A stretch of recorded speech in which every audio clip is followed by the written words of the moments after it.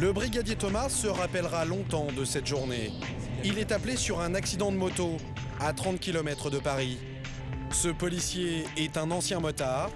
Cela fait 11 ans qu'il est CRS de la route. Et les accidents de deux roues l'ont refroidi.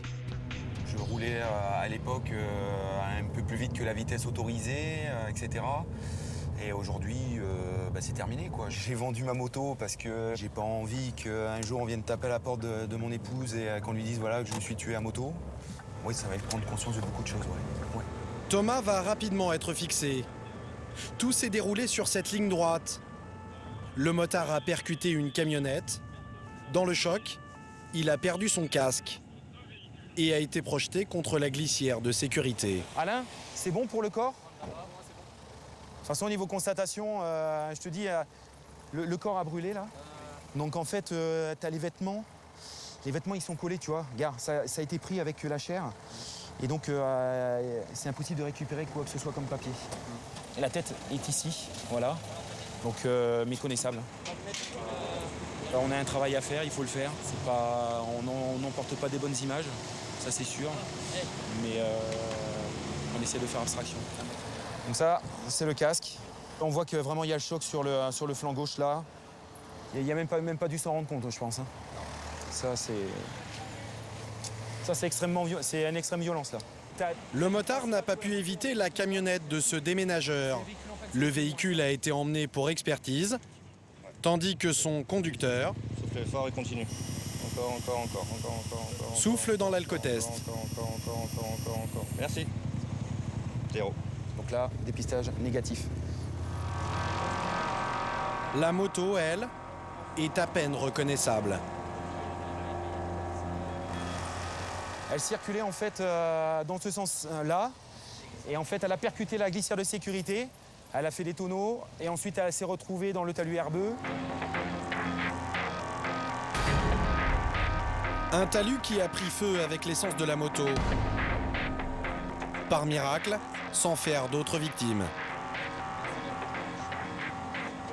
La trace que tu as sur la voie, là, c'est certainement la béquille, tu sais, qui a dû taper au sol. Là, il rip, là. Là, il tape là. La moto, elle doit taper là où il est le corps. De toute façon, la moto doit taper là, je pense. Et je pense que quand il tape dans le piquet, la moto, elle doit exploser, je pense. Les premières circonstances seraient la très grosse vitesse au niveau de la moto. Les premiers témoignages parlent de au moins 200 km/h.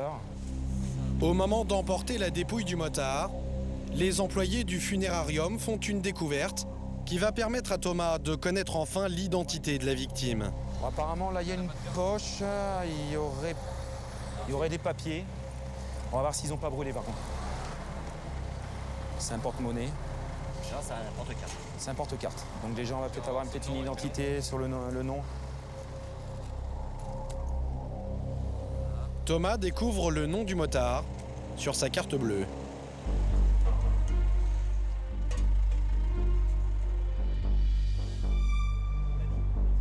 Le policier veut comprendre pourquoi la victime n'a pas pu éviter la camionnette en pleine ligne droite. Pour tenter d'en savoir plus, son frère a été convoqué.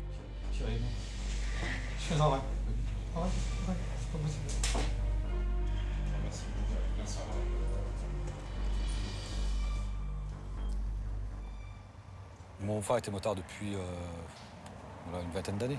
Moi, je suis motard aussi. Mon autre frère aussi est motard. Donc on est tous une famille de motards. C'était le plus prudent d'entre nous.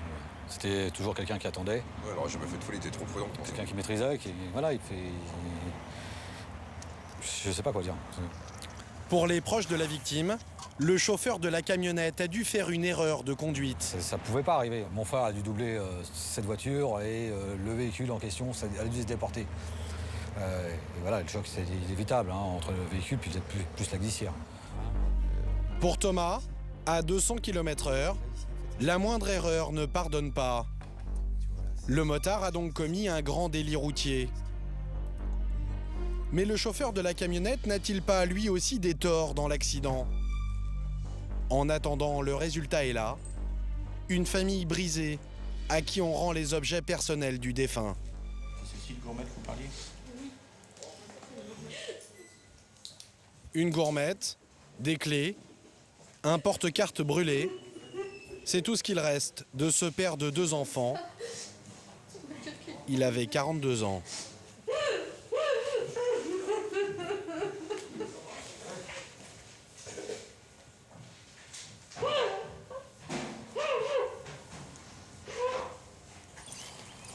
Ah bah voilà.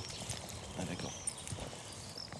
L'enquête se poursuit et le lendemain, Thomas découvre la camionnette. La moto a arraché une partie du haillon. Super. Merci. Là, tu crois que percute plein fer ici, là. Là. Alors on a une impact ici, là. Alors ça, c'est la tête, ça. Pour moi, ça doit être la tête. Quand on voit l'impact ici, si c'est vraiment le casque, ça se déforme, mais c'est du costaud. Hein. C'est fait pour absorber des chocs. Hein. Thomas a rarement vu un accident aussi sanglant. Là, il y en a jusqu'en haut. On en voit même sur le... c'est tapissé. Hein. Là, au niveau inertie, c'est parti. Il y en a partout. Plafond. Ah ouais, c'est...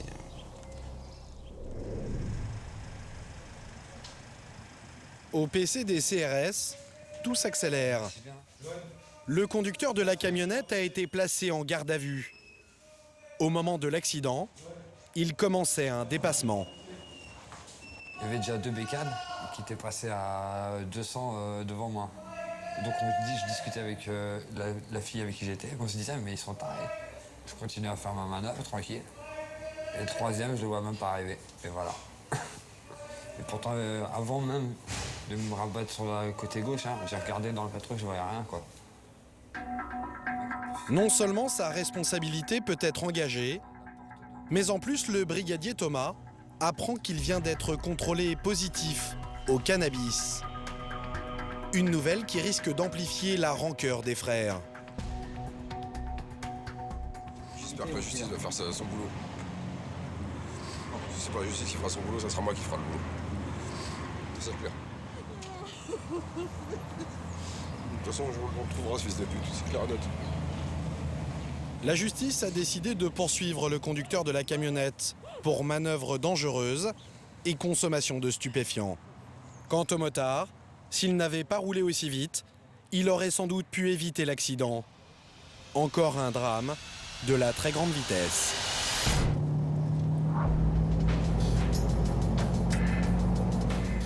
Véhicule, 4e voie de circulation.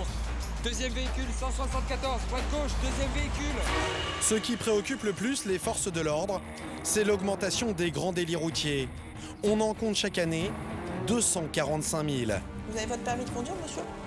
Donc vous volez un véhicule et vous conduisez sans permis. Vous savez conduire, monsieur? Pas forcément. Des chauffards qui considèrent que la route leur appartient. Ils y font régner la loi de la jungle jusqu'à commettre volontairement des accidents. C'est ce qui est arrivé à Morgane, percuté par un chauffard qui a utilisé sa voiture comme une arme. Moi, je l'en veux. Puis j'ai envie qu'il paye. Même arrêtés par la police, de nombreux chauffards parviennent encore à échapper à leurs responsabilités en accablant leurs victimes au tribunal. Ils ne se sentent pas du tout coupables, en réalité, ils ne se sentent pas responsables de cet accident. Non, ils se sentent pas responsables. Les délinquants de la route multiplient aussi les combines. Acheter des faux papiers ou rouler sans permis, ils sont plus de 2 millions aujourd'hui dans ce cas. Mon premier permis me l'ont pris, je roulais sans permis pendant plus d'1 an, normal, pas de souci. Christian et Daniel ont décidé de mener la guerre contre les faussaires de la route. Ils ont monté une association pour les traquer jusque sur leur lieu de travail. On vient vous poser 2-3 questions sur une Fiat Cinquecento. Si vous n'avez pas fait le changement d'immatriculation, vous chopez plein de PV, puis il y a des gens qui sont embêtés à cause de vous, qui sont saisis.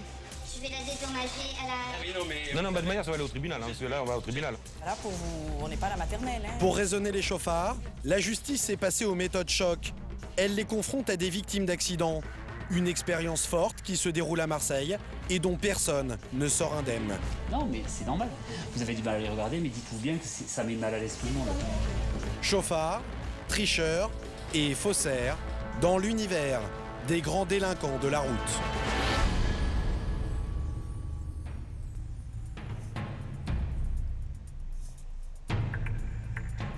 Dans sa clinique marseillaise, Morgane, 22 ans, est clouée depuis 8 mois sur un lit d'hôpital. Elle a été victime sur la route d'un règlement de compte sanglant.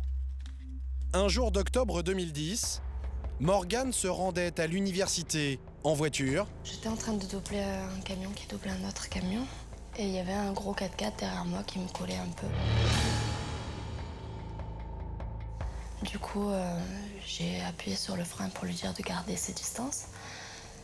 Et il l'a pas fait, donc j'ai fini mon dépassement, je me suis rabattue pour le laisser passer. Et lui est passé à côté de moi, il s'est collé à moi et il m'a arraché mon rétroviseur. Morgane décide alors de rattraper le véhicule, de noter sa plaque d'immatriculation pour porter plainte. Mais entre les deux conducteurs, la tension monte. Je suis passée à côté et puis je lui ai fait un geste grossier, bien comme il faut, et il a mis un coup de volant, il m'a rentré dedans, je suis partie en tonneau. Et ce cher monsieur ne s'est pas arrêté et il est parti. Voilà. Donc j'ai perdu le numéro de la plaque parce que j'ai perdu connaissance et on n'a retrouvé aucun témoin, donc voilà. Il est toujours en liberté. Vous avez de la haine? Ouais. Bah, il m'a quand même... Il m'a gâché la vie, même si aujourd'hui je reprends les rênes de ma vie et je fais en sorte que ça se passe comme il faut. C'était pas ça ma vie, quoi. Donc, ouais, je lui en veux. Et puis j'ai envie qu'il paye. Clairement, c'est pas normal que quelqu'un comme ça se retrouve en liberté et continue à se lever le matin, prendre son petit déj tranquille et faire ses petites histoires comme si de rien n'était. Dans l'accident, Morgane a eu la moelle épinière écrasée. Clouée dans un fauteuil roulant, elle a perdu l'usage de son corps depuis le haut de la poitrine jusqu'aux pieds. Bonjour.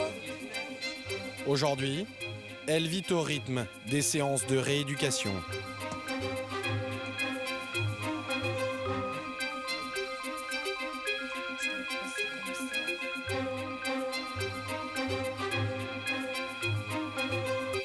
Si je tombe, ça fait ça.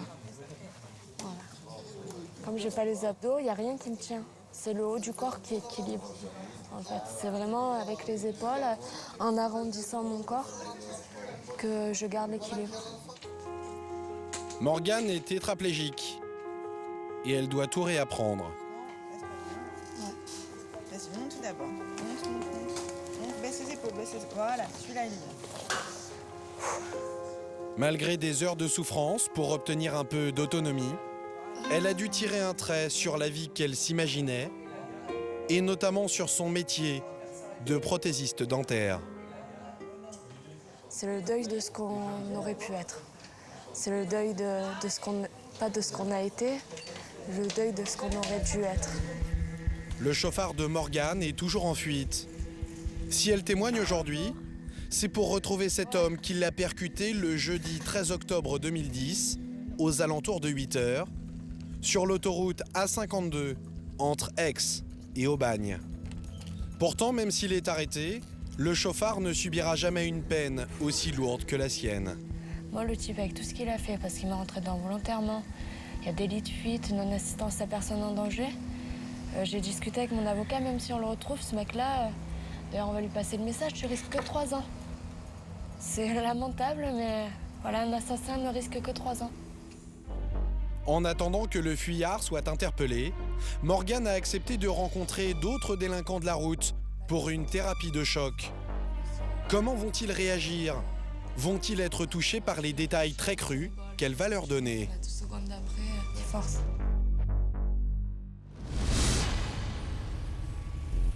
Retour à la CRS autoroute de l'officier Thomas.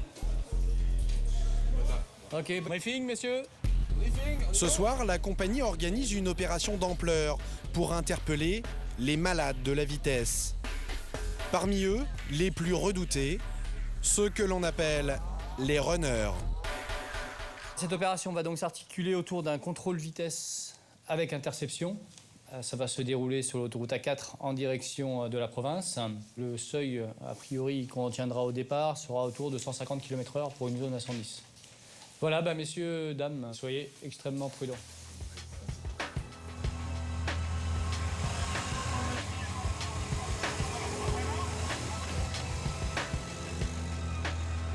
Pour être sûr d'intercepter les bolides, pas moins de 30 motards s'installent au bord de l'autoroute, prêts à intervenir. Juste au-dessus, sur une passerelle, 2 policiers mettent en place le radar mobile.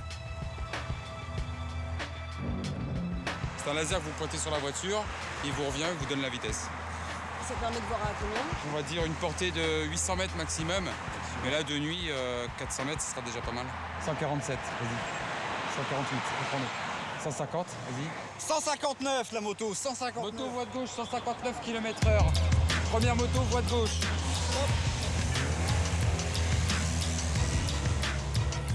Durant le contrôle, les vitesses ne font qu'augmenter. Véhicule, 4e voie de circulation.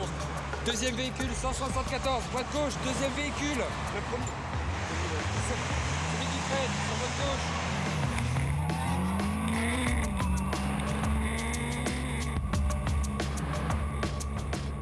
Dans la ligne de mire des policiers, voici les fameux runners. Des fous de vitesse au volant de voitures surpuissantes. Le moteur de ce véhicule a été tellement gonflé que des flammes sortent de ses pots d'échappement. Au volant, Steve, 23 ans.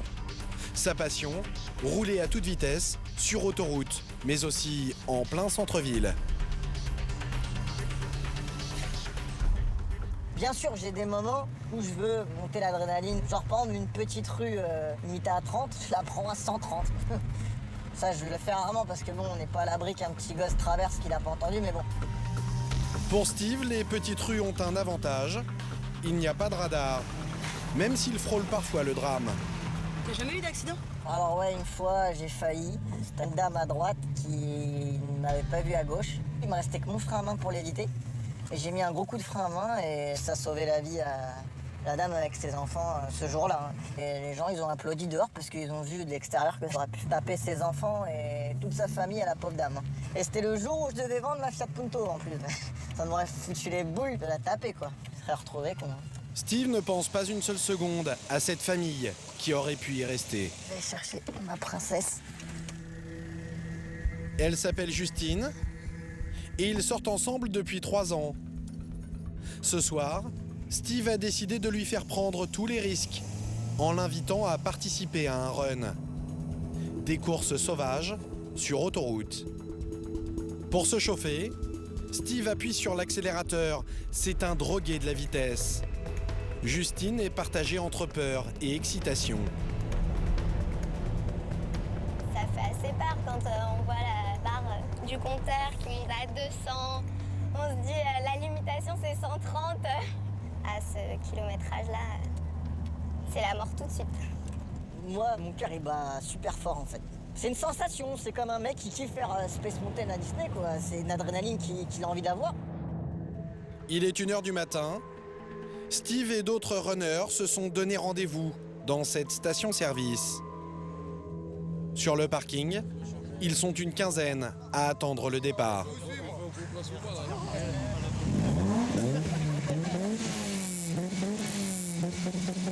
Ici, tous les engins sont débridés et tournent autour des 230 chevaux.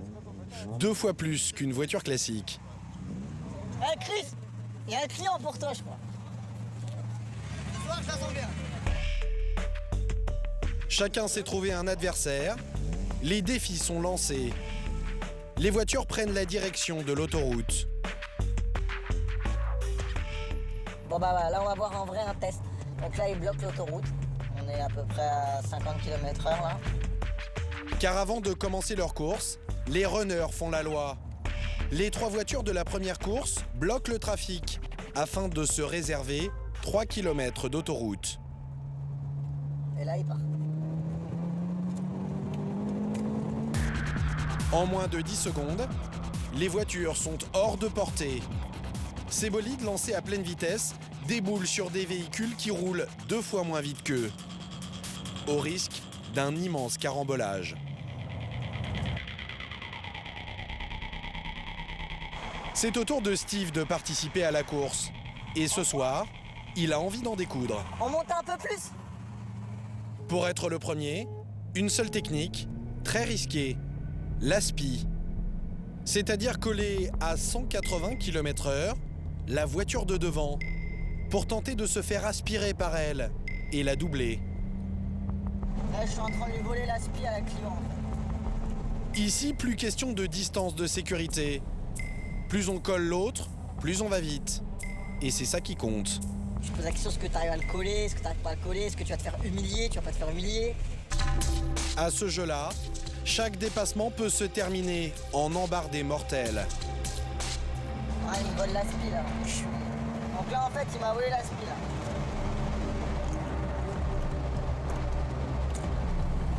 Ah, mon moteur, il est chaud. Et ce genre de course, Steve n'en a pas fait qu'une seule ce soir. Il en a enchaîné 6. Une addiction pour la vitesse qui inquiète Justine. Je serre les fesses. Ouais, quand même. Si je dois mourir un jour, je préfère mourir à 2,40 qu'à 5 ans. Ouais, mais à quel âge? Qu'est-ce que t'auras vu de ta vie? Ça, c'est sûr, mais bon, moi, en fait, je ne le vois pas, en fait, le risque. Je le vois pas. J'ai aucun ressenti de danger. Et le fait que tu sois hors la loi? Je me sens pas hors la loi. Parce que même si on m'enlève le permis, on m'enlève tout ça, je crois rien. Maintenant, après, le deuxième risque, c'est que si on m'enlève le permis et je roule avec mon auto, bah, je m'arrêterai pas derrière, quoi. Donc je vais endommager, vie d'autrui, tout ça, mais je suis obligé. Des fous du volant, complètement inconscients des risques qu'ils prennent et qu'ils font courir aux autres. Et en plus, ils ne se considèrent pas du tout comme des chauffards. Ah, sinon, t'as aucune chance. Je te dis pas que j'ai fait une pointe. Un chauffeur, c'est des mecs qui doublent par la voie d'arrêt d'urgence, qui vous font des queues de poisson, qui vous frôlent la voiture quand ils vous doublent, qui mettent la vie des autres en danger en fait. Steve continue de prendre les autoroutes pour des circuits de Formule 1 jusqu'au jour où la course se terminera mal.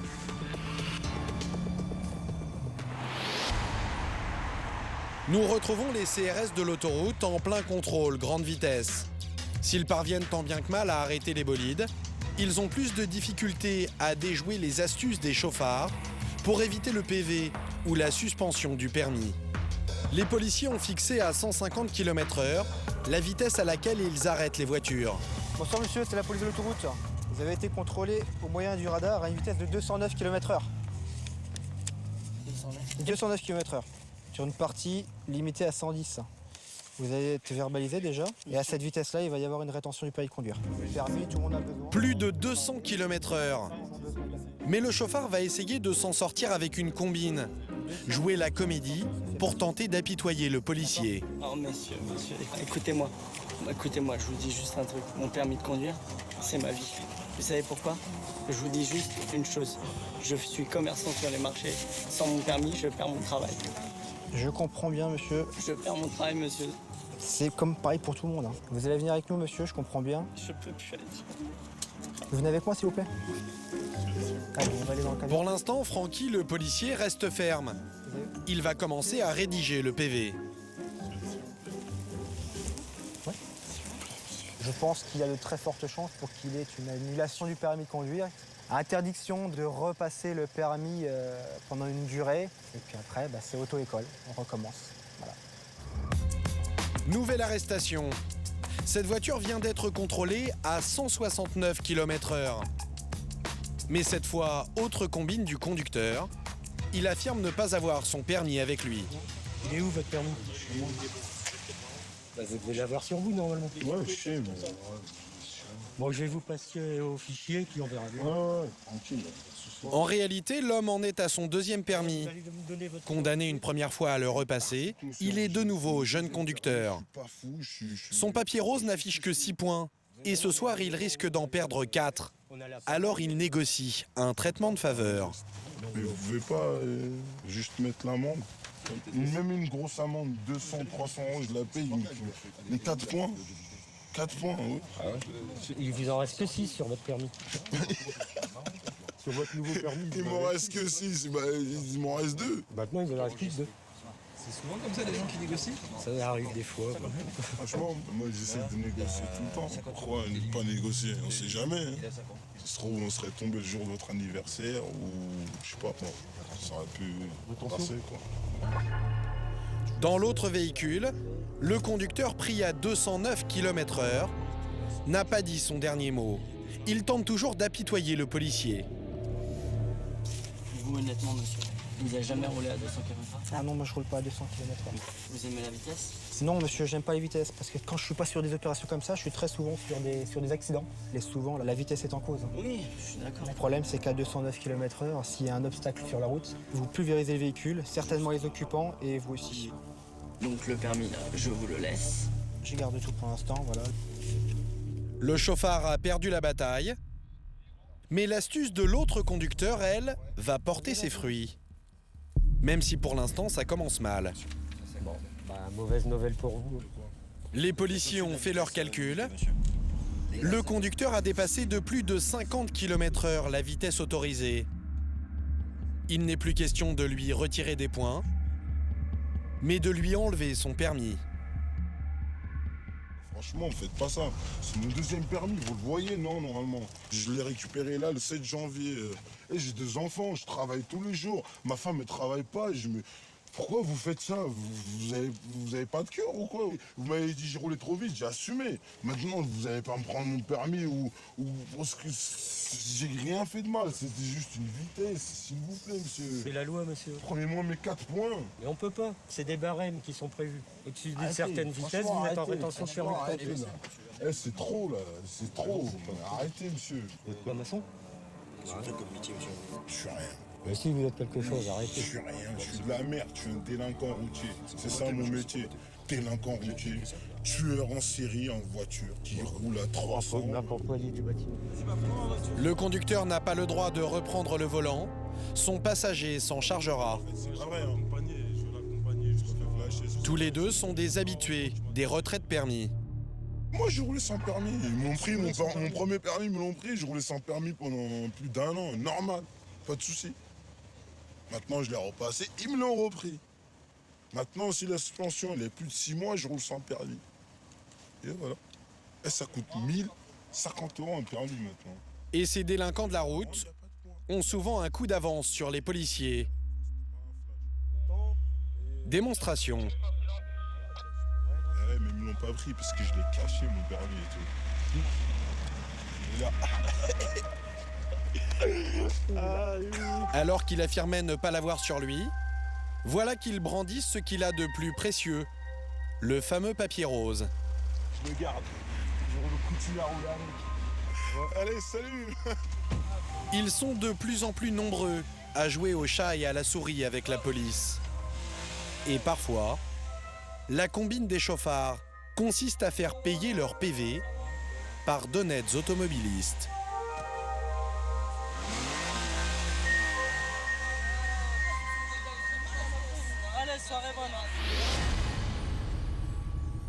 Miled a 45 ans. C'est la victime de l'une des arnaques les plus répandues, la doublette de plaques d'immatriculation. Comme tous les matins, il rejoint en scooter sa pizzeria, située dans le centre de Paris. Son affaire tourne bien. Pourtant, à chaque fois qu'il s'y rend, Miled craint le pire.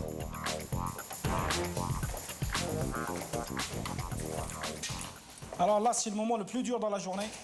C'est d'ouvrir sa boîte à lettres et de voir qu'est-ce qu'il y a comme surprise. J'ai vraiment la chair de poule. On peut avoir l'huissier, ou les amendes, ou les contraventions, le trésor public. Et ce qui est dramatique dans tout ça, vous êtes pour rien. Vous êtes pour rien. Depuis 2 ans, Miled est plombé par des PV pour des infractions qu'il n'a jamais commises. Ce matin encore, le facteur a eu la main lourde.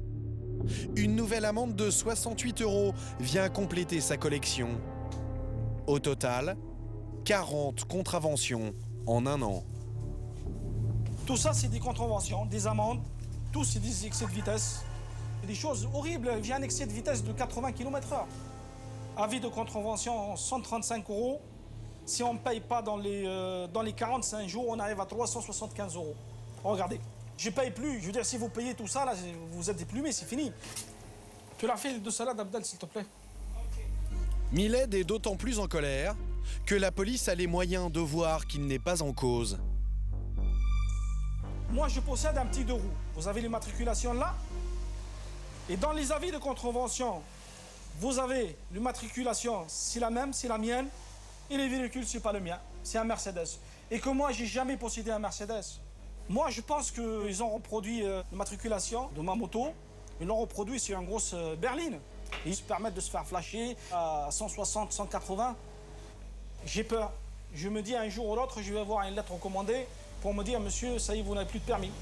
La doublette, une astuce qui a fait l'an dernier 20% de victimes supplémentaires. Des victimes qui, à terme, risquent d'y laisser leur permis. Est-ce que vous imaginez aujourd'hui, il n'y a pas de permis de conduire? Comment vous allez mener votre famille? Comment vous allez mener votre vie professionnelle? Tu vas dire, merde, il faut que je vende mon commerce, il faut que tu vends ta bagnole. Tu n'es pas bien. Et tu dors pas la nuit. C'est vraiment une injustice quotidienne. Une injustice qui met Miled à la merci de celui qui a copié la plaque d'immatriculation de son scooter. Ce gars-là, il m'a fait subir des choses horribles. Il m'a pourri la vie. Et si les doublettes sont en constante augmentation, c'est parce que les délinquants de la route y voient un moyen très simple de contourner la loi. Le plus souvent, ils repèrent sur ces sites de vente de voitures d'occasion un numéro d'immatriculation. Pour commander une plaque, le propriétaire doit avoir la carte grise du véhicule, c'est la loi. Mais elle n'est pas souvent respectée. Comme ici, chez cet artisan parisien. 20 € pour les deux. Ok, ben parfait. CPC 500. SP 75. D'accord. Si vous voulez, j'ai la copie de la carte grise, vous la voulez? Non, vous n'en avez pas besoin? Personne ne demande. C'est pas dangereux pour les gens qui copient les plaques d'immatriculation? Si, c'est rare quand même. Après, on le voit aux gens, de toute façon. Ouais, si c'est pas détruisant. Voilà, ça se fait aussi un peu sur le visage. En quelques minutes, les plaques sont prêtes. Ça te va? C'est le top, c'est métallisé. Selon l'artisan, le fait d'exhiber la carte grise ne suffit pas à prouver que vous êtes le propriétaire de la voiture. En fin de compte, le truc des cartes grises, moi je trouve que c'est un peu con. À ce moment-là, il faudrait demander la carte d'identité. Ouais. Alors on n'en finit plus. Il y a plein de fraudes. Moi je suis responsable de rien. D'accord. 20 €. Voilà. Parfait. Il te fait pas cher. Il te fait pas cher. Voilà. Merci, monsieur. À votre service. Au revoir. Et quand bien même les fabricants seraient vigilants, il existe une autre faille dans le système. Sur Internet, les sociétés spécialisées reproduisant des plaques pullulent. Celles-ci ne demandent encore une fois aucun justificatif. Sur Internet, il n'y a pas d'obligation d'envoyer la carte grise, non. Également, il n'y a aucune obligation. Effectivement, il y a des gens qui peuvent être mal intentionnés, mais bon... Il y a des gens qui sont victimes de ce qu'on appelle les doublettes, des copies. Il y en a beaucoup. Je sais, vous avez raison. 2 jours plus tard, les plaques sont livrées. Vissées sur le véhicule. Et le tour est joué. Adieu radar, flash et PV. Cet automobiliste peu scrupuleux ne recevra aucune des amendes. Toutes seront envoyées au propriétaire de la voiture, repérée sur Internet. Voilà pourquoi il y a de plus en plus de victimes de doublettes. Pour stopper la machine à PV, Miled n'a pas eu le choix. Il a dû s'adresser à un avocat spécialisé. Bonjour, comment allez-vous? Et vous? Ça va. Son scooter ne ressemble en rien à une Mercedes. Et pourtant, l'administration n'en démord pas. Le seul responsable des infractions, c'est Miled. Alors, maître, où s'en est notre affaire, là? Alors, on a introduit une contestation de manière à ce qu'il attende qu'il suspende. Pour se faire rembourser, l'avocat a dû contester chaque amende auprès du tribunal de police, qui a bien reconnu que Miled n'est pas le propriétaire de la Mercedes. Pourtant, son cauchemar continue. Est-ce que je risque pas encore d'avoir encore d'autres contraventions? Alors, l'usurpateur a fixé sa plaque sur une Mercedes. Donc, tant qu'on n'arrêtera pas physiquement la personne qui utilise vos plaques, donc le véhicule Mercedes, malheureusement, vous continuerez à recevoir ce genre d'avis de contravention. Ça va continuer encore. Il va falloir engager des frais. Tout ce que Miled a déjà dépensé plus de 3 000 € en frais d'avocat. Il est en train de se ruiner. Mais ce n'est pas le plus grave. Le plus dangereux dans cette procédure, c'est si cette personne commet un délit cette fois, puisque là, on est sur de simples excès de vitesse. S'il y a un vrai délit, effectivement, la personne qui risque d'être poursuivie, ça sera vous. Donc il faut absolument aller déposer plainte pour vous prémunir de ce risque. Aux dernières nouvelles, la situation de Miled n'a pas changé. L'escroc qui a usurpé sa plaque d'immatriculation court toujours. Seul espoir pour Miled, qu'il soit arrêté lors d'un contrôle routier. Si vous échappez à la doublette, vous risquez de tomber dans une autre combine qui demande encore moins d'efforts aux escrocs. La carte grise, non actualisée. Tous les particuliers qui revendent leur voiture sont menacés. Christian est un grand-père qui menait une vie tranquille jusqu'au jour où il a été victime des faussaires de carte grise. Voilà. Elle est bonne l'eau? Mais il a décidé de se battre. En 2010, il se lance dans une grève de la faim pour dénoncer l'injustice qu'il subit. Bon, c'est vrai qu'on a des soutiens, là. J'ai des lettres de soutien que j'ai reçues, qu'ils écrivent « Grévistes de la faim ». Son calvaire a commencé quand il s'est débarrassé de sa voiture. Ce qui m'est arrivé, c'est que j'ai vendu mon véhicule donc, il y a 3 ans et demi, au mois de janvier. Et le véhicule s'est retrouvé à Paris. Et là, à partir du mois de janvier 2010, le véhicule a commencé à prendre des contraventions. Et là, 3 contraventions. Christian accumule aujourd'hui 37 contraventions qui lui ont coûté 3 000 €. Malgré ses recours, il reste toujours le seul responsable aux yeux des pouvoirs publics. Sur place handicapée, 375 €. Je pensais que tout allait bien se passer. J'envoyais lettre commandée sur lettre commandée. Et la seule fois que vous avez une réponse, ben voilà la réponse que vous avez. Ne concerne pas le parquet du tribunal de police de Paris. Alors vous envoyez ça au Trésor public. Le Trésor public vous dit ça ne nous concerne pas. Adressez-vous au tribunal de police de Paris. Ça concerne personne. Et cette situation kafkaïenne tourne au drame pour Christian. Malgré les avertissements qui ont été adressés, vous n'avez pas payé les amendes et les condamnations pécuniaires.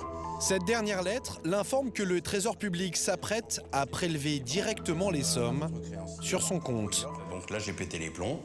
J'ai dit j'en ai ras-le-bol, j'ai dit il faut qu'on fasse quelque chose. Christian s'est aperçu qu'il n'était pas le seul dans ce cas-là. Il a rejoint Landévie, une association qui a pour but de défendre les personnes recevant des PV injustement attribués. Voici son président, Daniel Merlet. Depuis un an, ce routier de 51 ans traque les escrocs à la carte grise. Aujourd'hui, Daniel Merlet rencontre 2 nouveaux adhérents, Jean-Pierre et Guy. Allez, vas-y, raconte-moi ton problème, Guy. Là. Voilà. Ça va ? Après des centaines de PV injustifiés, Guy vit dans la peur permanente de la saisie. Maintenant, je suis plus du tout tranquille parce que je m'en vais. Je suis obligé d'emmener de l'argent liquide. Parce que ma carte, elle peut être bloquée du jour au lendemain. Et ça, ils ne vous préviennent pas à l'avance. Je suis allé à deux gendarmeries. Et les gendarmeries ne prennent pas les plaintes pour ça. Et c'est un système qui te condamne sans t'entendre. Donc ça, c'est inadmissible et ça ne peut plus durer. Donc on va faire le nécessaire pour que ça cesse. Ton dossier est simple. Hein. Alors moi, ce que je propose, c'est qu'on le prenne en main. Et prendre en main pour Daniel, cela signifie bombarder l'administration de recours. Je vous dis, on s'en occupe. Quand les courriers ne suffisent pas, Daniel poursuit lui-même les acheteurs indélicats. 2733 saisies. Votre dossier va être traité parce qu'on l'a mis en urgence. Parmi les 500 dossiers qui s'accumulent dans son bureau, il y a celui de Clivia, qui lui tient particulièrement à cœur.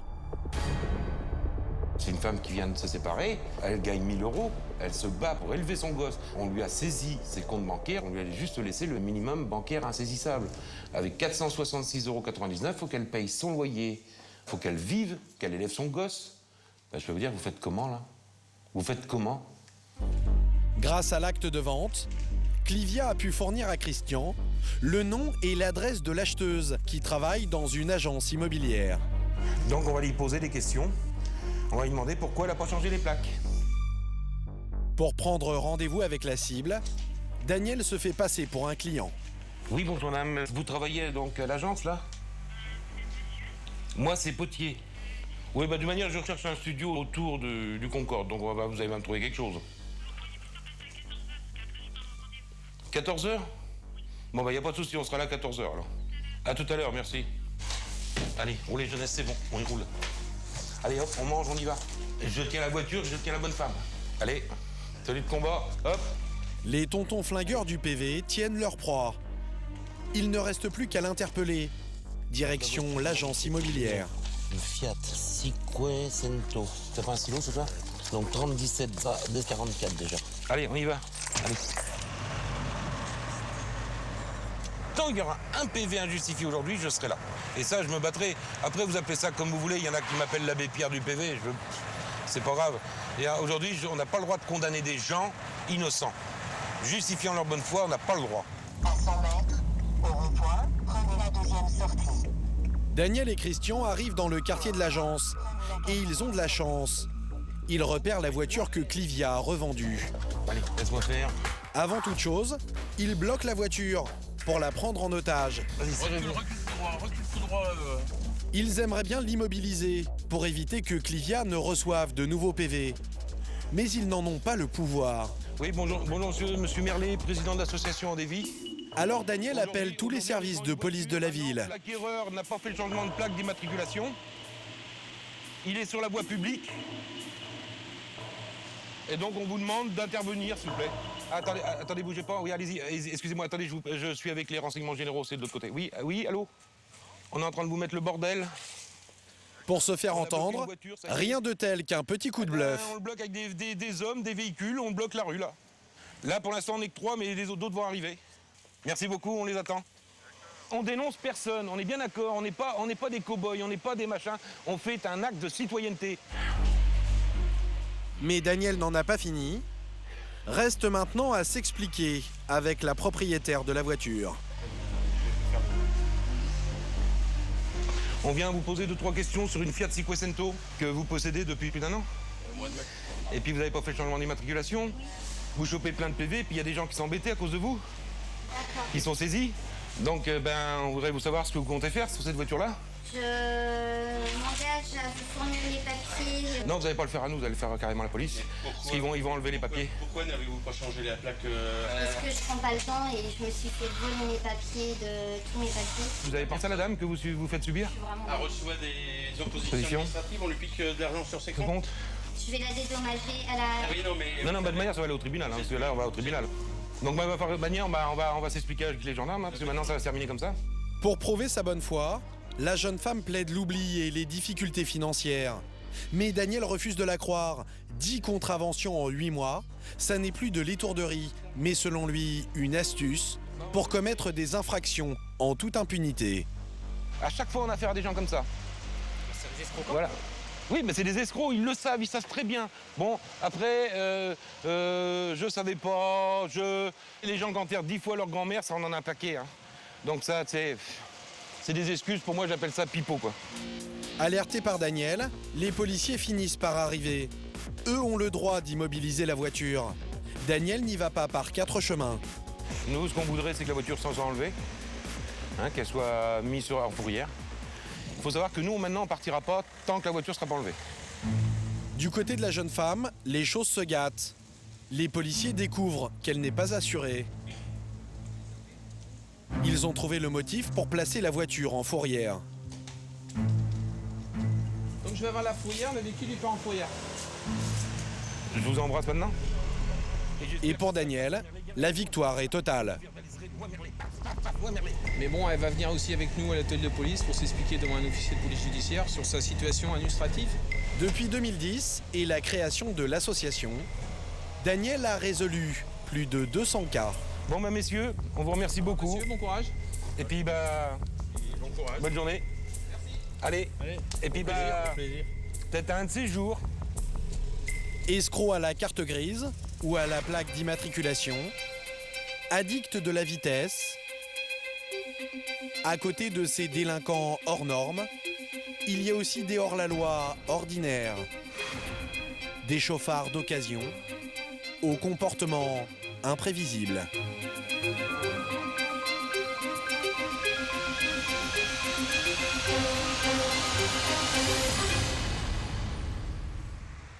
La ville de Chelles, en banlieue parisienne, a été traumatisée le 16 avril dernier par l'un des accidents les plus dramatiques de l'année. Ce soir-là, Gérard, 42 ans, Alexandra, sa nièce, 27 ans, et Shaina, sa fille de 2 ans, sont tués sur le coup, écrasés par une voiture. À l'origine de ce drame, non pas un malade de la vitesse, mais un homme que les malheurs de la vie ont transformé en chauffard. Il habite dans ce pavillon de banlieue.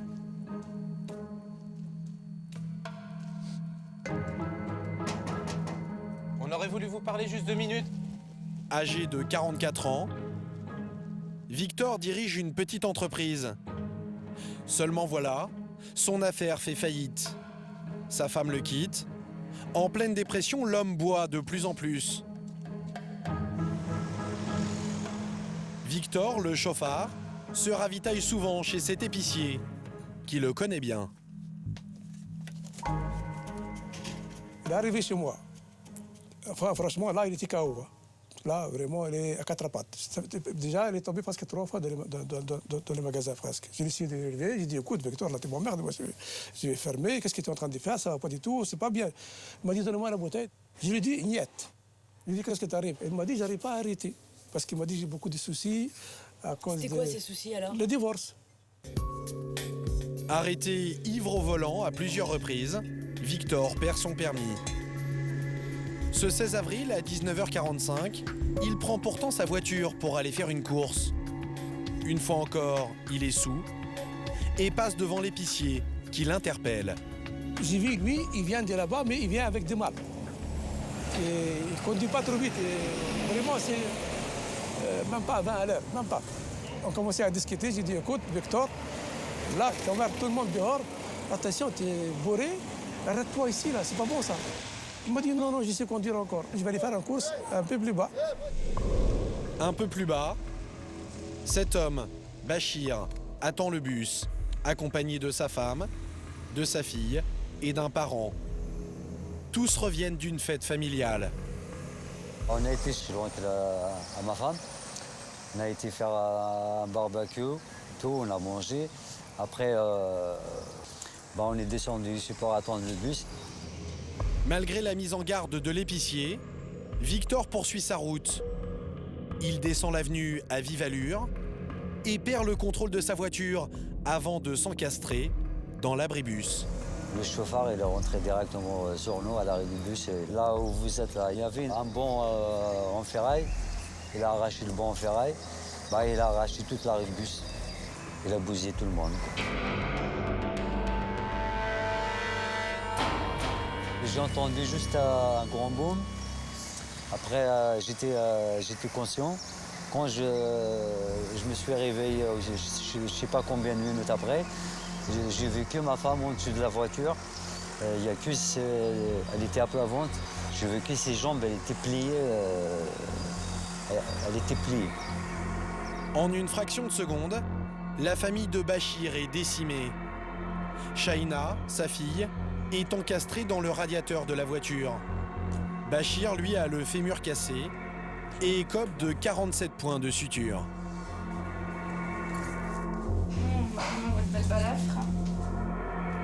Une blessure très grave, dont il ne s'est pas rendu compte au moment du drame.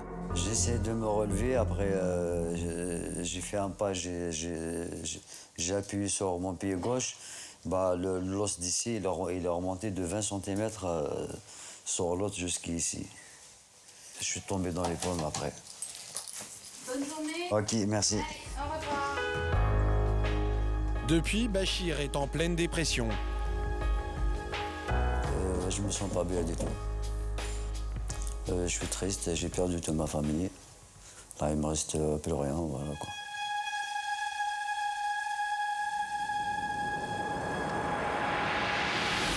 Mesdames, Messieurs, bonsoir. C'est toute une famille qui a été victime d'un chauffard hier soir. Ce drame de la route fait la une des médias pendant plusieurs jours. Tous les habitants du quartier se sentent concernés par la douleur de Bachir.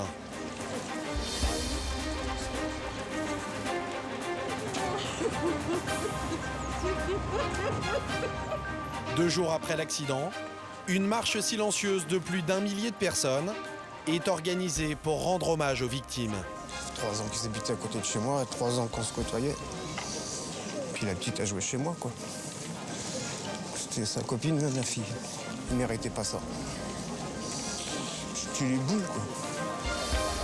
Dans la foule, le sentiment qui domine, c'est la colère. Là, il a pris 3 vies, il a pris la vie d'un petit ange. C'est ça le pire, c'est la petite le pire. C'est ça, c'est des gens très très dangereux. Il y en a combien comme ça? Je vous lis un texte à la mémoire d'Alexandra, Shaina et Gérard. À l'enterrement, les proches ont rédigé une oraison funèbre empreinte d'amertume. Les accompagner et entourer leur famille de votre sympathie. Ce récidiviste sans permis nous a tous abasourdis. Les médias disent que c'est un accident, mais pour moi, c'est un assassinat. Le chauffard encourt jusqu'à 20 ans de prison, mais l'affaire est toujours à l'instruction. L'enquête depuis a fait apparaître un élément supplémentaire. Le conducteur était ivre, mais surtout, il conduisait sans permis au moment des faits. Il venait d'être annulé, déjà pour ivresse. Le nombre d'automobilistes qui s'autorisent à conduire alors qu'ils n'ont plus le permis ou qu'ils ne l'ont jamais obtenu dépasse les 2 millions. Ce qui donne lieu à un juteux trafic souterrain. Nous avons rencontré une jeune Chinoise qui vit en France depuis 3 ans. Elle a besoin d'un permis, mais n'a aucune chance de réussir l'examen. Je cherche le travail en ce moment. C'est très important pour moi et mes patrons veulent que j'ai un permis. Et c'est compliqué parce que j'ai déjà essayé de passer 3 fois le code et j'ai jamais réussi. J'ai pas le niveau de français pour. Il y a des questions, je comprends pas. La jeune femme a déjà dépensé plus de 3 000 € sans succès. Récemment, elle a entendu parler d'une auto-école qui lui promet d'obtenir le code à coup sûr. Pour en avoir le cœur net, nous lui demandons de prendre rendez-vous avec le moniteur et d'infiltrer ce qui ressemble à une filière de fraude à l'examen. Alors, on va faire le dossier, mais tu vas voir. Ça fait 2 000 €, tu le passes une semaine. Ça va beaucoup plus vite que la normale. Et pour cause, les moniteurs connaissent par avance les 40 questions de l'examen.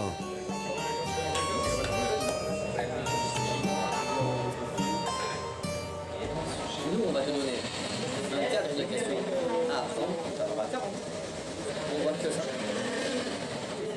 En fait, tu viens 2 heures par jour, du lundi au vendredi. Tu passes le lundi d'après, tu vas.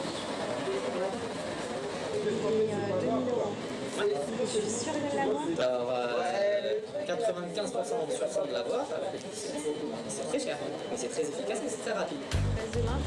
95% ici, alors que le taux de réussite national au premier passage est à peine de 50%.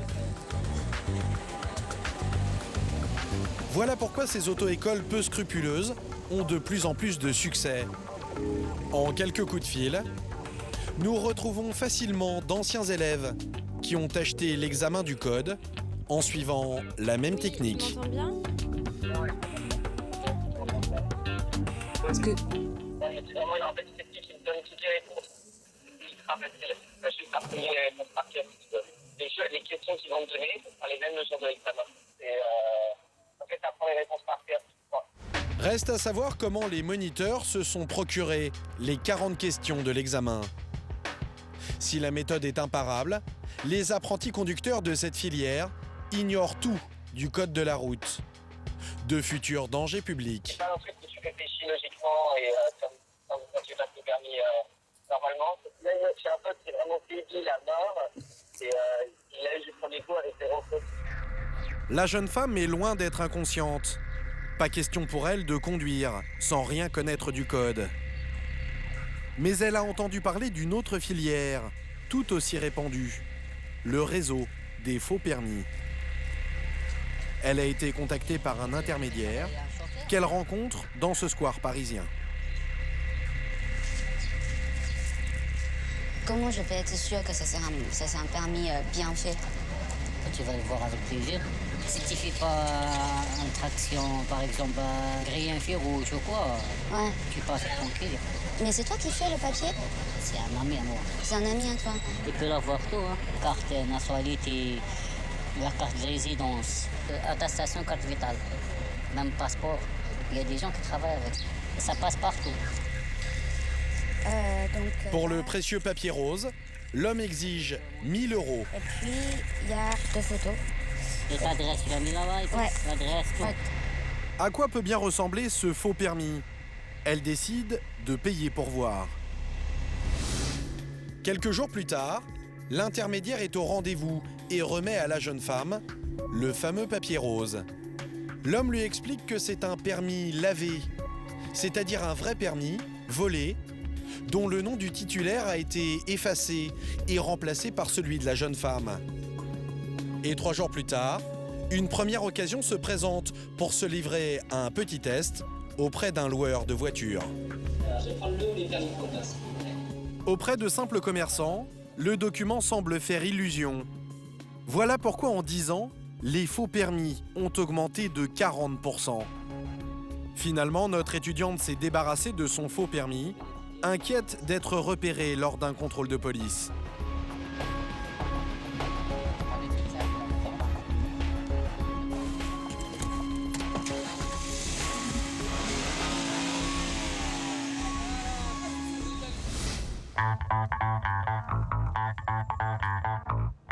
Car les forces de l'ordre n'ont pas tardé à réagir.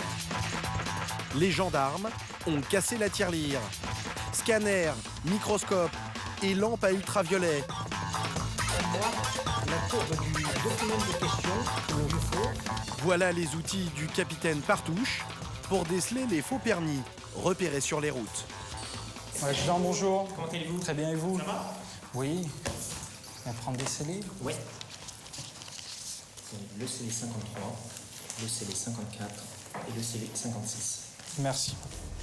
Comme celui que nous nous sommes procurés, beaucoup de ces permis sont de vrais documents, volés et falsifiés.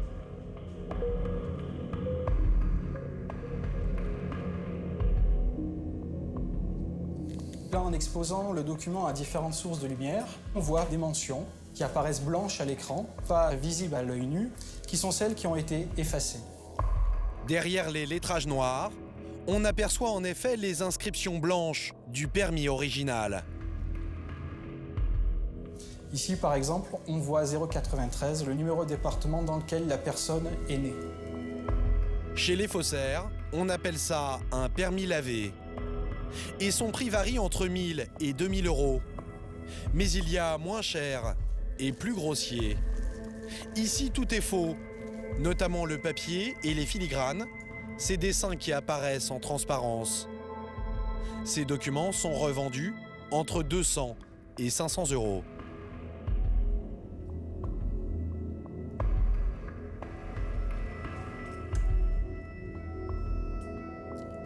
À droite, un vrai permis. À gauche, un faux. Celui-ci est fait tout simplement en imprimant une tête de Marianne ressemblant quasi parfaitement à ce qui est attendu, mais c'est imprimé, alors que là, c'est dans la structure même du papier. Nous avons un léger relief perceptible au toucher. Ça peut passer ça dans un contrôle routier? Si la personne n'est pas suffisamment informée ou formée au contrôle du filigrane, oui, ça peut passer. Chaque année, les forces de l'ordre détectent environ 30 000 faux permis. Des fraudeurs qui risquent 3 ans de prison et 45 000 € d'amende. Alors pour éviter de se faire arrêter, ils sont prêts à prendre encore plus de risques, quitte à commettre une infraction encore plus grave, le délit de fuite qui concerne un accident sur 4. Retour avec les CRS qui surveillent l'autoroute A4. Au volant, le brigadier Nabil. Ça provoque un sacré ralentissement. On fait quand même attention. On remet tout le monde à l'abri et après, voir ce qui s'est passé. Là, on voit tout de suite, voilà. En cause, cette voiture qui a violemment percuté un autre véhicule. Et une fois de plus, les responsables se sont échappés. De préserver les traces et indices. C'est la première préoccupation de Nabil. Vérifier que les fuyards ne se sont pas cachés dans les talus. Il serait parti par là, il aurait pris la fuite par là, mais donc on est quand que deux, on ne peut pas prendre de risques. Le conducteur s'est enfui parce qu'il est responsable de l'accident. Mais pas seulement.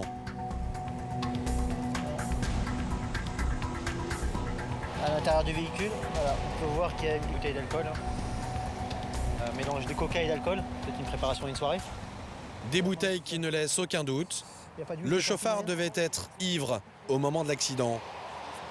Par miracle, la victime est choquée, mais indemne. Tac, tac, tac, donc le véhicule ne démarre plus ni rien. Donc là, je pense qu'on a le véhicule. On me dire les circonstances. Oui. Donc vous circulez sur quelle voie? Vous circulez sur la voie de droite. Qu'est-ce qui s'est passé ensuite? Et ensuite, l'individu zigzaguait et roulait, très vite. D'accord. Il m'a percuté et... Le choc est venu de votre latéral gauche. De mon donc, côté, voilà, comme si quelqu'un voulait se rabattre sur moi. Donc j'ai été projeté à ce moment-là sur le mur et j'ai rebondi. Voilà, j'ai rebondi, j'ai percuté l'autre côté. J'ai eu peur, j'ai très peur. À tout hasard, grâce à la plaque d'immatriculation, Nabil convoque le propriétaire. 48 heures se passent et bien sûr, le fuyard ne vient pas.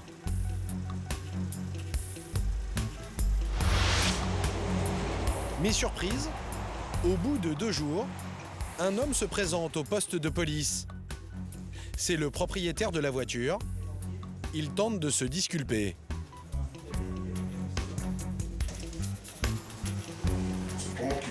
C'est qui conduisait? C'est mon frère. Il est où votre frère? Justement, il devait se présenter, il a fui, j'ai ramené son adresse, tout ça, j'ai son numéro. D'accord. Faut-il croire l'individu? Nabil en doute. Il va aller de découverte en découverte. Aucun des deux n'a le permis, la voiture n'est pas assurée, et en plus, les 2 frères avaient consommé de l'alcool.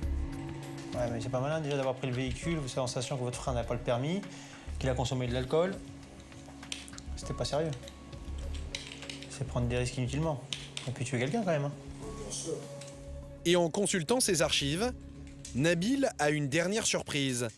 Les 2 frères sont des multirécidivistes. Vous êtes connus chez nous? Ouais. Vous êtes connus pourquoi? Un accident de la route, sans permis, alcoolémie. Ah déjà. En fait, vous êtes assis. Vous êtes sorti quoi? Suite à ça? Non. C'est autre chose encore. C'est avec un mélange. Quant au grand frère, lui aussi, il a un casier judiciaire chargé. Voilà pourquoi il s'est enfui. Mon frère, il a peur de se présenter. Je crois qu'il a des... C'est quoi, c'est des... Pourquoi il a fait déjà encore? Je sais pas, on m'avait dit qu'il avait 18 mois à faire. C'est pour ça qu'il n'est pas se présenter en fait. C'est pour la convocation. Bien sûr. À la demande du policier, le jeune homme accepte de contacter son frère. Allô? Allô? Il va falloir que je vous entende. Parce que votre frère, il assume son défaut d'assurance pour son véhicule. Mais vous, au moment des faits, c'était vous le conducteur. Demain soir?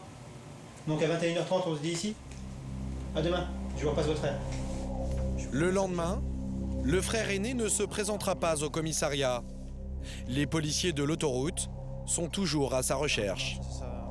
Et vous allez voir qu'une fois arrêtés, certains fuyards tentent de rejeter la responsabilité de leurs actes sur leurs victimes.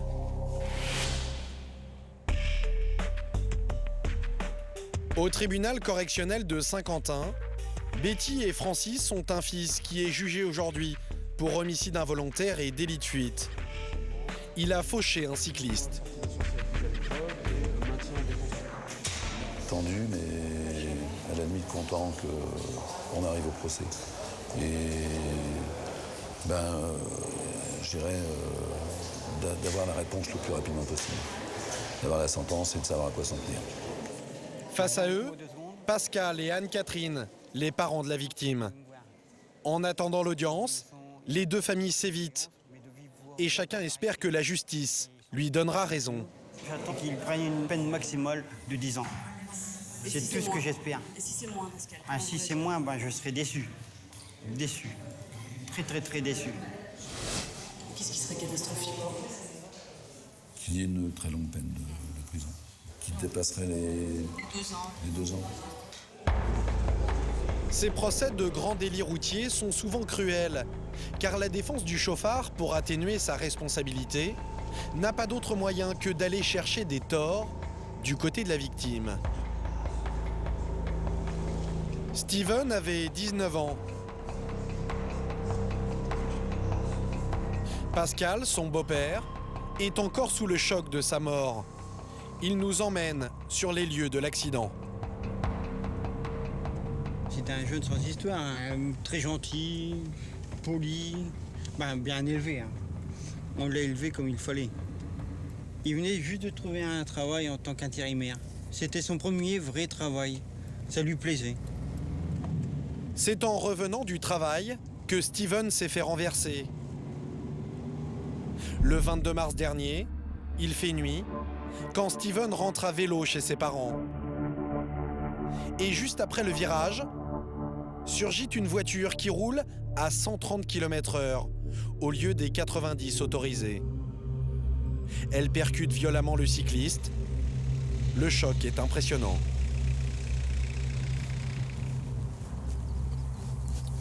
Donc, ce trait-ci, c'est le point d'impact. Et Steven a été retrouvé, vous voyez, ça va être environ 100 mètres plus loin. C'est ici où le vélo a été retrouvé. Et ce n'est pas tout.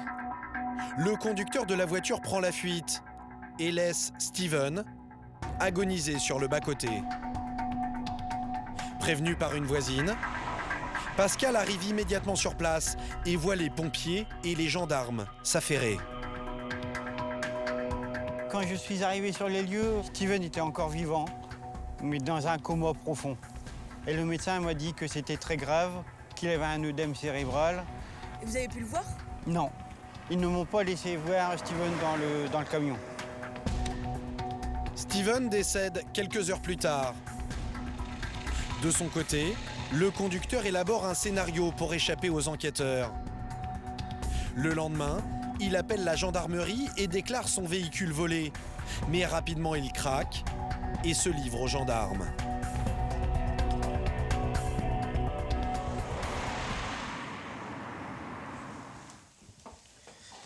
Pour Pascal et Anne-Catherine, la maman de Steven, ce délit de fuite est aussi criminel que de rouler à 130 km/h de nuit sur une petite route. Pour moi, c'est un lâche. Parce que la première chose qu'on fait quand on fait un accident, automatiquement, on appelle tout de suite les pompiers, on reste à côté. Mais non, elle a préféré partir sans prêter attention à ce qui s'est passé et ni à sauver une vie, quoi. Vous avez de la haine pour cet homme-là? Oui. Si je le vois en face, je vais lui en vouloir beaucoup parce qu'il a fait à mon fils. C'est comme s'il avait pris un pistolet puis qu'il l'avait tué. La vie de ses parents a basculé depuis l'accident. Ils n'ont toujours pas accepté la mort de Steven. Je crois toujours qu'il est là. Je crois toujours qu'il va rentrer. Le matin, je regarde dans le lit. On touche pas le lit. Et ouais, non, on n'y touche pas au lit. Puis la porte, de temps en temps, j'écoute, c'est un peu fou, mais c'est honte. Ou qui tape, maman, je suis là. Mais il sera pas là.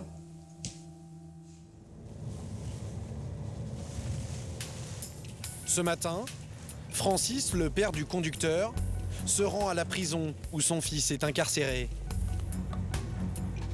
Tout est bon pour disculper son enfant. Vous en voulez à votre fils? Non, je peux pas. Vous savez, d'en vouloir, je peux aussi, malheureusement, le cycliste qui est décédé, ce jeune qui ne demandait rien, bon, qui n'a pas non plus les règles de sécurité, qui n'a pas de gilet, qui n'a pas d'éclairage. À l'heure d'aujourd'hui, si Julien est incarcéré, on peut dire qu'il y a aussi une part de responsabilité du cycliste. S'il avait été visible, aujourd'hui, je ne serais pas sur l'autoroute pour aller à la prison, pour aller voir mon fils. Ça reste un accident de la route, avec les conséquences qu'on connaît à l'heure d'aujourd'hui. Bon père de famille sans histoire, Francis n'aurait jamais imaginé qu'un jour, il irait voir son fils en prison. Francis, vous étiez comment là? Pas très bien, mais content d'aller le voir. Je sais pas comment il est, son état de santé. Enfin, j'espère que normalement ça doit bien se passer. Mais si Francis rend visite à son fils à la veille du procès, c'est aussi pour discuter avec lui de sa défense. Leur avocat va insister sur le fait que le gilet réfléchissant est obligatoire la nuit pour les cyclistes. Et Steven n'en portait pas.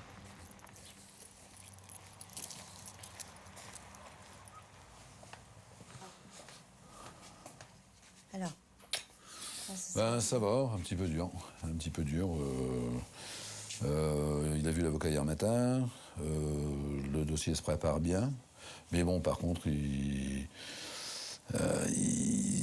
s'attend de toute façon à avoir une peine de prison ferme. Car leur fils roulait tout de même à 130 km/h. Il risque 7 ans de prison. Et cette perspective terrorise toute la famille. Son portable, tout ça, c'est consigné. Il peut pas Il a hâte que ça arrive tout en freinant un peu des deux pieds, quoi. La peur de la sentence, mais aussi le besoin de savoir. Je pense que ça, c'est... Donc, prier un petit peu entre deux feux, c'est un petit peu comme nous, d'ailleurs. On verra bien demain comment ça va se passer, quoi. on saura exactement où on va, je pense. Et là, vous avez craqué avec... Oui.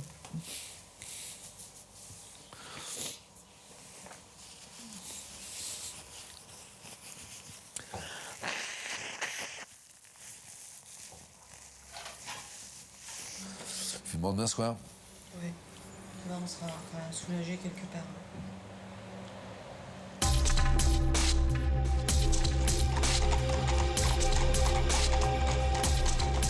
Le jour du procès est enfin arrivé.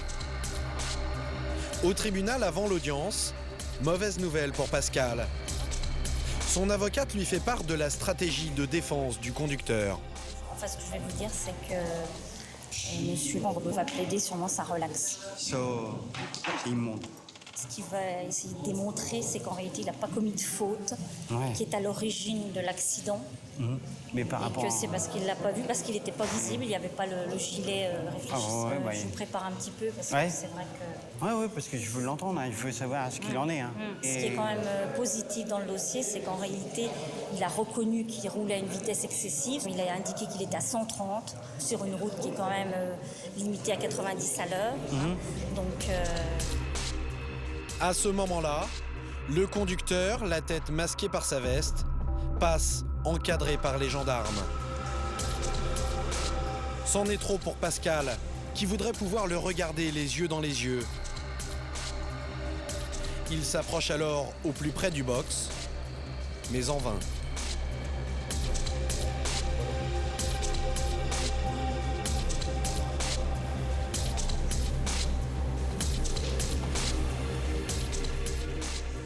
Il n'a pas le cran.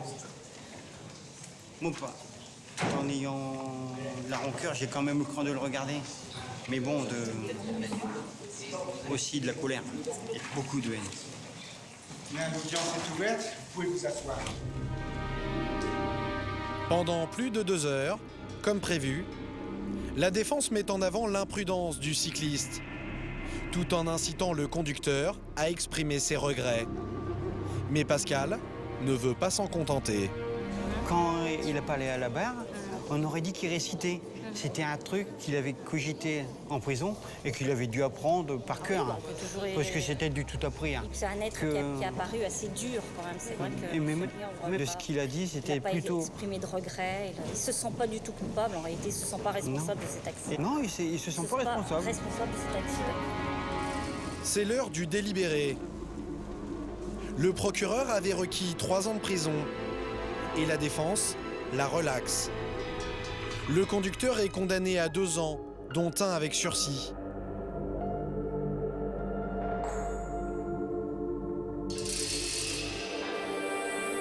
Pascal est sous le choc. Vous êtes déçu par le jugement, Franck? Le jugement, oui, m'a complètement déçu. Le 2 ans d'emprisonnement avec 1 an de sursis, c'est même pas ce que monsieur le procureur avait demandé. J'estime que par rapport, c'est vrai, à ce qui s'est passé, ça me paraît équitable. On est plus soulagé qu'on ne pouvait l'être en arrivant, avant le procès, quoi. Maintenant, ben, comme tu disais, il faut assumer. Et assumer, ça commence par aller demander pardon à Pascal. Je suis le père de... Moi, je voulais vous présenter toutes mes condoléances. Vous savez, on est désolé, on est franchement malheureux. Par contre, votre fils, il n'a pas pris assez. C'est malheureux que ouais, non, ça se comprend. Parce qu'il a pris que 2 ans, il y a 1 an avec sursis. C'est pas ce que je réclamais. Parce qu'il faut qu'ils comprennent. On en est conscient, ne vous inquiétez pas. C'est pas... Nous, enfin... Peut-être moins dur que vous, parce que vous avez perdu un enfant. Non, parce que vous, ils reviendront. Ouais, c'est ce qu'on se dit. Oui, tandis que nous, ils ne reviendront jamais. On aura beau faire tout ce qu'on veut, ils ne reviendront jamais. Et c'est ça qui va être le plus dur à vivre. Oui. Ben, comptez sur nous si on peut faire quelque chose. Voilà, bon, en tout cas, bon courage. Merci.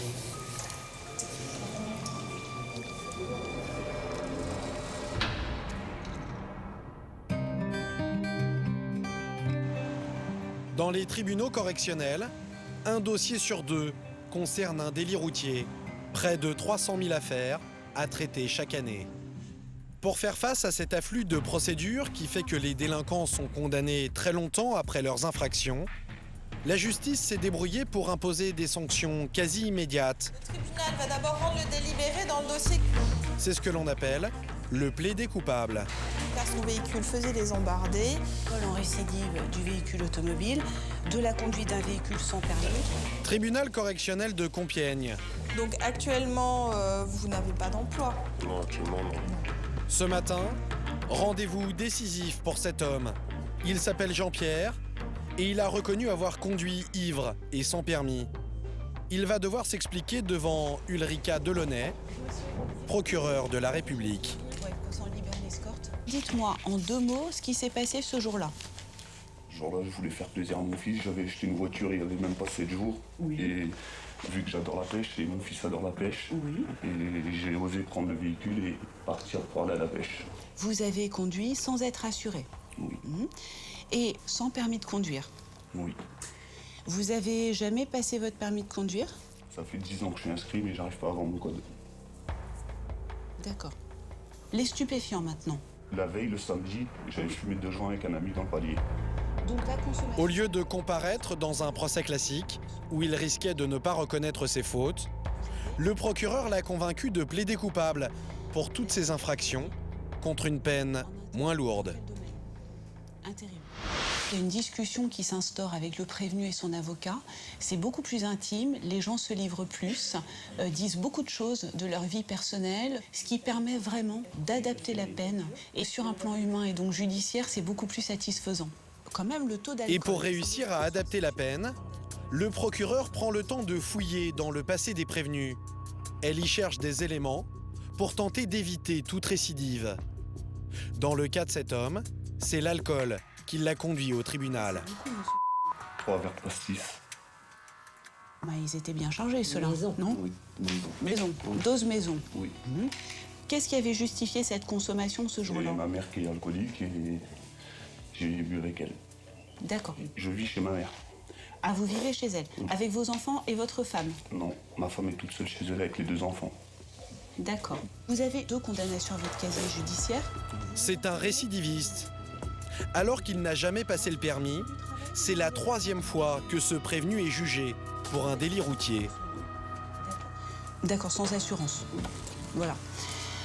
J'envisage de demander au tribunal... Le procureur propose une peine de 3 mois de prison avec sursis. Est-ce que vous l'acceptez? Oui, on l'a déjà évoqué, nous l'acceptons. Elle accompagne sa décision d'une obligation, suivre une cure de désintoxication. Une peine adaptée à l'histoire personnelle de Jean-Pierre et qui devrait lui éviter de replonger. Au début, j'envisageais une peine d'emprisonnement avec sursis simple, mais avec les éléments qu'il m'a donnés aujourd'hui à l'audience et toutes les explications, je trouve que c'est plus pertinent de le faire suivre pendant 2 ans par un juge d'application des peines pour qu'il justifie de son obligation de soins. Pour éviter que certains chauffards comme Jean-Pierre ne deviennent de grands délinquants de la route, la justice a inventé un dernier dispositif. De loin, le plus spectaculaire. À Marseille, le tribunal propose aux jeunes délinquants, dès leurs premières infractions, de suivre un stage dans une clinique de la ville.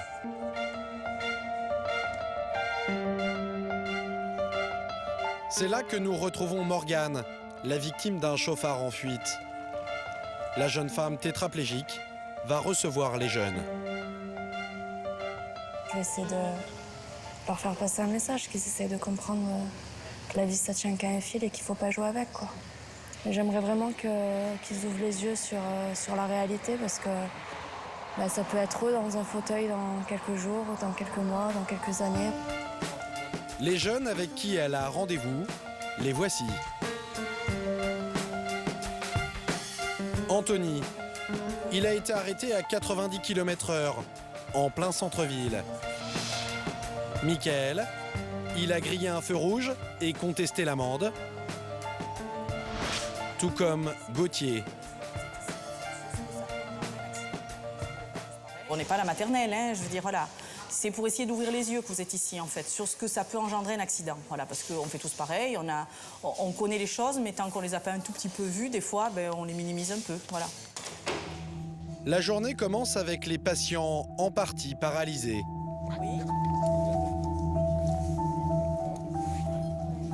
Paraplégie, je crois que Oui. je me rappelle plus. Hein. Paraplégie, para, ça veut dire moitié, donc c'est les jambes. Après, tétraplégie, donc c'est tétra, ça veut dire 4, donc c'est les 4 membres. Et on a aussi donc des patients qui ont des traumas crâniens. Ensuite, direction un autre service pour des accidentés encore plus grièvement atteints. Plateau technique sur site, parce qu'on ne peut pas les mélanger vis-à-vis du regard des autres, parce que c'est dur. Sous les yeux des jeunes conducteurs, des patients dans un état critique. La plupart d'entre eux ont des séquelles irréversibles. Vous avez du mal à les regarder. Non, mais c'est normal. Vous avez du mal à les regarder, mais dites-vous bien que ça met mal à l'aise tout le monde. Il a doublé à l'endroit où il fallait pas. Tous sont des victimes de la route. Téléphone au volant, moto fauchée, perte de contrôle du véhicule. Un choc pour Anthony, Michael et Gauthier.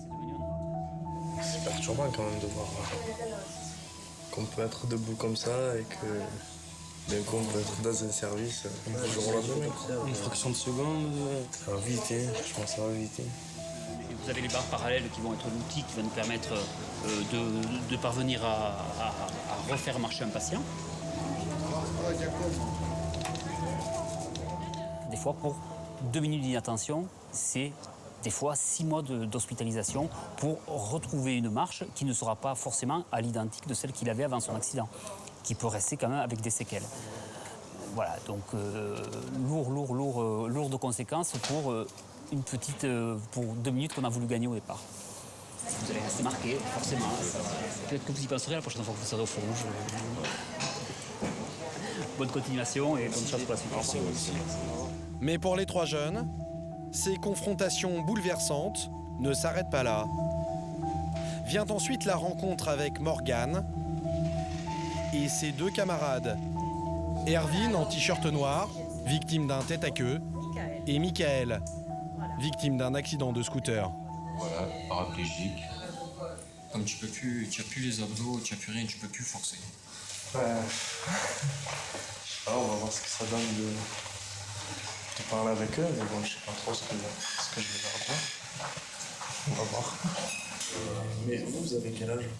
Moi j'ai 19 ans. 19 17. 17 Et 23.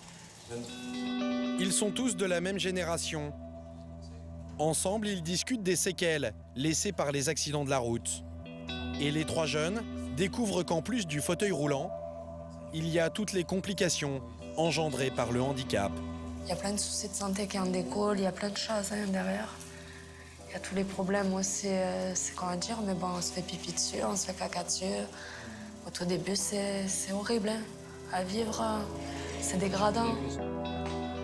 Pour frapper l'esprit des jeunes, Erwin et Michael leur montrent la sonde qu'ils utilisent pour uriner.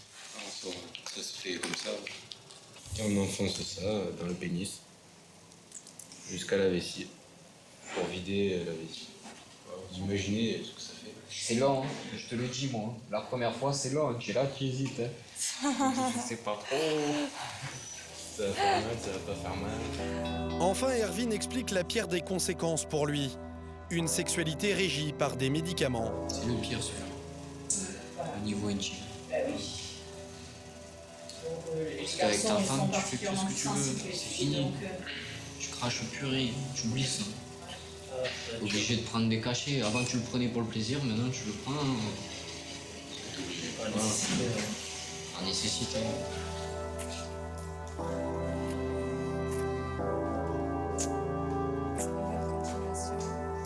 Si ça peut sauver une vie juste d'avoir parlé avec des jeunes, c'est toujours ça, quoi.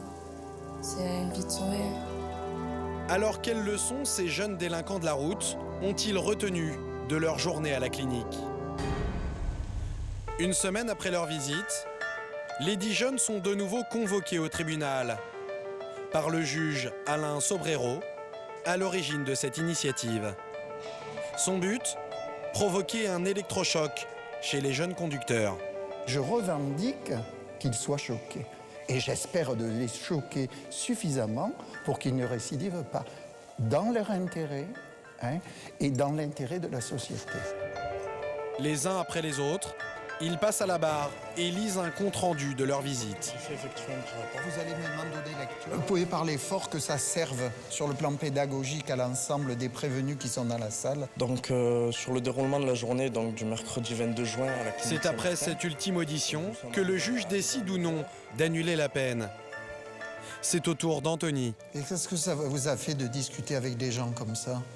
Comme ils ont dit, en 2 secondes, leur vie ont basculé en fait. Vous en avez pris conscience de ça? Que ça peut vous arriver aussi? Quand même, ouais. Quand même, ouais ou ouais? Oui, bien sûr, ouais. Ouais. Le tribunal vous dispense de peine, qu'on ne vous revoit jamais plus ici, hein? Allez-y. J'ai un peu revu photo effectivement le soir même, sur la soirée, j'étais bien marqué, j'ai eu du mal à dormir. Mais bon, après, ça va, ça passe quand même. Même si au niveau de la route, j'y pense tout le temps. Moi, sur l'autoroute avec mon collègue, il roulait un peu fort. Et je lui ai dit, tu aurais vu ce que j'ai vu moi, tu lèverais un peu le pied. Donc je lève un peu le pied, parce que maintenant j'ai un peu peur, pas un peu peur, mais bon, une petite appréhension. Morgane, elle, redouble d'efforts pour retrouver un maximum d'autonomie. Et malgré le classement sans suite de son dossier, elle s'accroche à l'espoir que l'on retrouve un jour l'homme qui l'a cloué dans ce fauteuil roulant.